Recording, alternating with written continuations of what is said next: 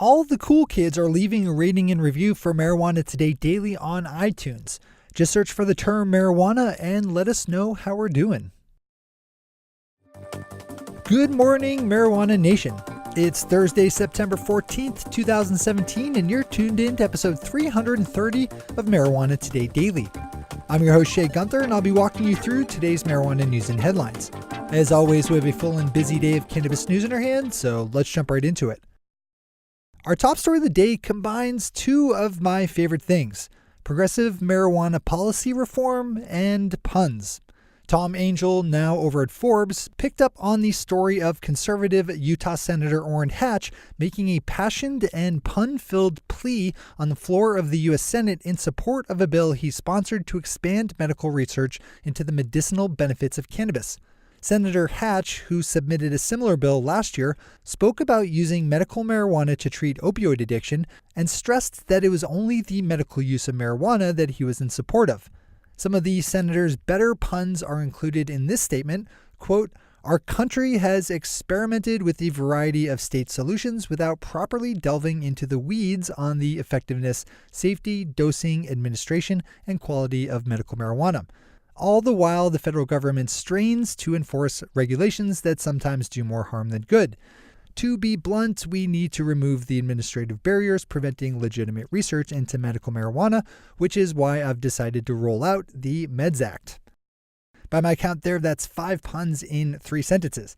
Senator Hatch's bill is sponsored by a number of his colleagues on both sides of the aisle, including Colorado Republican Senator Cory Gardner and Democratic Senator Chris Coons of Delaware, and would loosen restrictions researchers face in getting cannabis to carry out academic research with, while directing the National Institute of Drug Abuse to develop best case practices for producing research marijuana.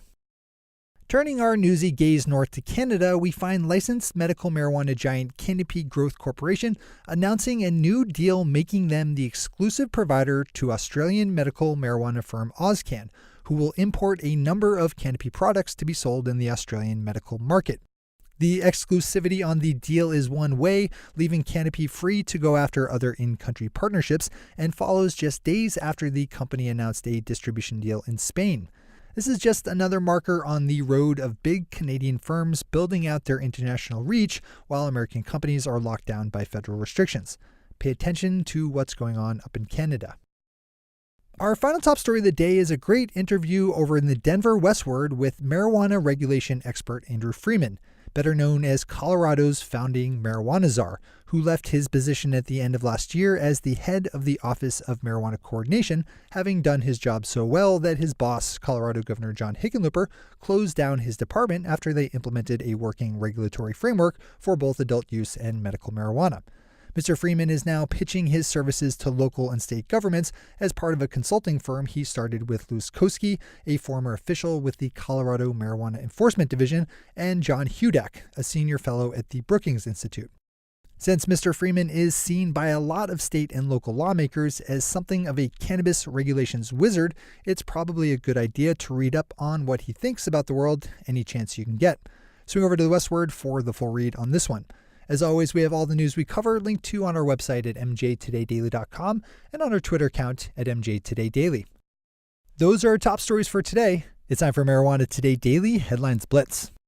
Before we blitz out on headlines, let's quickly thank our sponsor, MJ Today Media, publishers of this podcast, our weekly show Marijuana Today, and the ever-popular MJ Today Media newsfeed.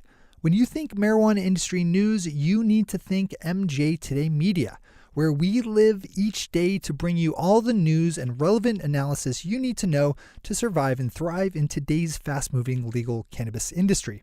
With things being as dynamic as they are in our world, you can't afford to be even a day behind the latest headlines, which is why you should be consuming all the things we do here at MJ Today Media, from this podcast, which you obviously are already listening to, all the way through the newsfeed email and our weekly show, Marijuana Today.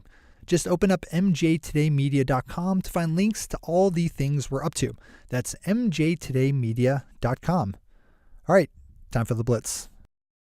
A new marijuana law in New Hampshire goes into effect on Saturday, with the possession of 3/4 of an ounce of marijuana or less now being subject to a $100 fine instead of an arrest.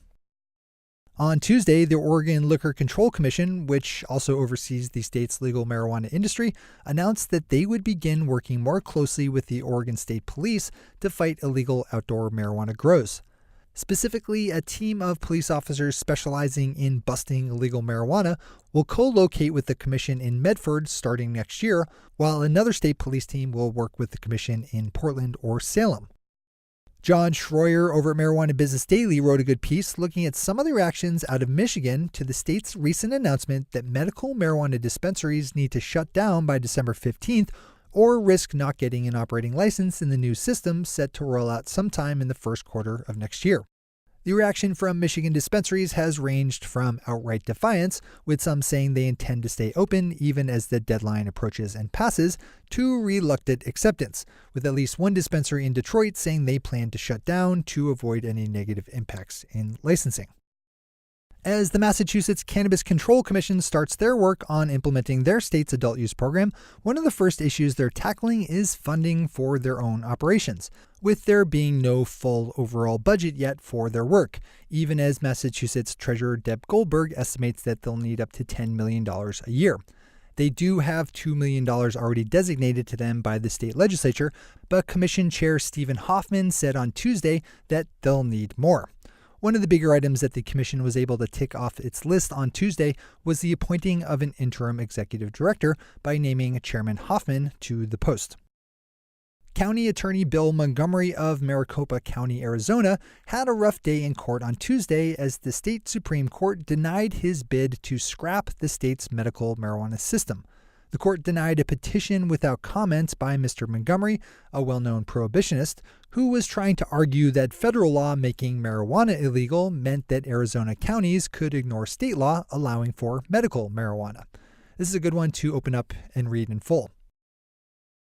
LA Weekly has a good story up about a new phenomenon in California that you can bet will spread out over the entire nation just as soon as it's legally possible. As many college sophomores at 2 a.m. on a Saturday night in the dining hall can tell you, there's something about consuming cannabis that enhances the pleasure you get from eating good food, or bad food, as it may be. The LA Weekly's piece looks at a special corner of the East Side Food Festival taking place next month that'll be specifically set up for marijuana-infused samples. And finally for today, congratulations to writer and publisher Deborah Borchard, who's been covering the legal cannabis industry over at Forbes for the past few years, on the launch of her new site, Green Market Report, which she says she hopes to build as the CNBC of legal marijuana. The new site will focus on the financial side of cannabis, and I recommend that you swing over and check it out. Those are the headlines and news for the day. I'll be back with you again tomorrow morning with another information-packed episode of Marijuana Today Daily. But in the meantime, if you have any stories to share or feedback to give, zip us an email to headlines@mjtodaydaily.com. And while you're clicking around the interwebs, swing over to our Twitter account at mjtodaydaily and visit our website at mjtodaydaily.com to find links to all the news we cover. Thanks to our sponsor, MJ Today Media, and to all of our awesome patron listeners for the support that makes this show possible. To join the illustrious ranks of the patron listeners yourself, swing over to our website at mjtodaydaily.com and click on that big blue button at the top of the page that says Become a Patron. I'm your host, Shay Gunther. Thanks for tuning in and starting your day with marijuana today.